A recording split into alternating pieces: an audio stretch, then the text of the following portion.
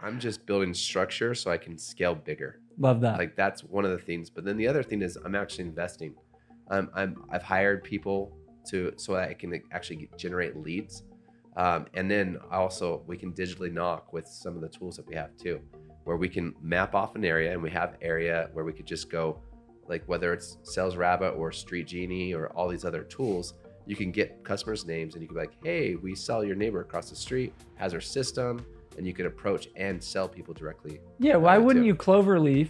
You know, you've heard that term, or that's like a roofing term. I don't know if that's an alarm term, but like you have one customer, you go hit all the homes right around it. Yep. But you could do that via phone. You could even do that via Facebook. Like you could get so targeted on Facebook and be like, hey, we set up Tiffany next door. And you're just target marketing to those 5 people in the neighborhood. Yeah. And like, there's a lot of cool ways you could leverage some of the data that a lot of people don't even realize is sitting in their phone. Like, so what advice would you give?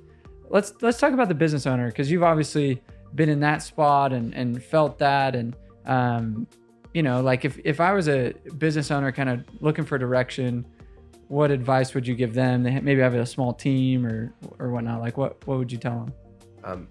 Business owner during this time? Yeah, during this time. I would say like this is not going to last for sure. So put in all the work so that you can scale it even bigger, and be wise with your resources too.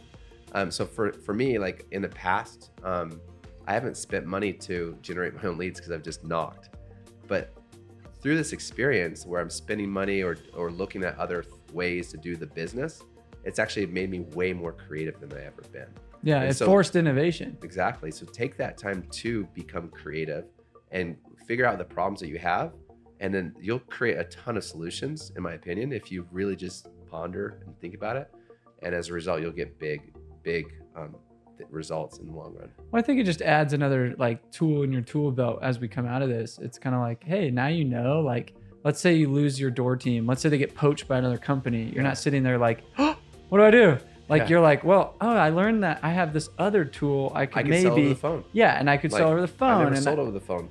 Yeah, like it's like, where I had this limiting belief, much like running, where I'm not a runner. Like that's what I've told myself my whole life. Running's a punishment. I'm not a runner. And then I all of a sudden challenged myself to run a marathon. I was like, that's stupid. For sure. And now I look at like, I ran 7 miles and that was like a warm up. Yeah, now it's like, I'm running. I'm a runner now. And I'm like, whoa, that's weird. And it's the same with like, I'm a door guy. Well, what if you had this belief? And I always told myself, hey, I can't sell over the phone. Like I'm not an inside sales guy. Like I need to be face to face. And I'm like, is that just a story I've told myself for the last 15 years? Sure. And now you're like, oh, I can sell over the phone. Why have I not sold over the phone before? Or I can help my guys sell over the phone. Yes. That's what I'm trying to work on more than ever is because I've been such a high producer, and I could just go balls to the wall, just focus, so laser focus and go, that I want my guys to be able to do better. And so I'm trying my best with my team is to coach them more one-on-one than I have before. Yeah, and there's more time to coach them one-on-one, right? Yeah. Like if you're out in the field selling all day, sometimes it gets a little tough. And sometimes like, honestly, to be a top performer and run a big team is a hard juggling act, because you're sitting there like, I got to keep my numbers up. I'm going to finish number 1. But at the same time, like I got these dudes that are suffering that aren't as good as natural, as talented and hardworking and just get it like I do. And so there's this level of like time to coach, time to assess, time to evaluate their pitch, time to get them like a little bit more dialed on XYZ. And I think that if you're not doing that, like we're here filming for this university for his training that we're putting together for his guys literally today. So like putting together systems and structures to say, how do I put tools in place so that my guys can have, better success? I love that.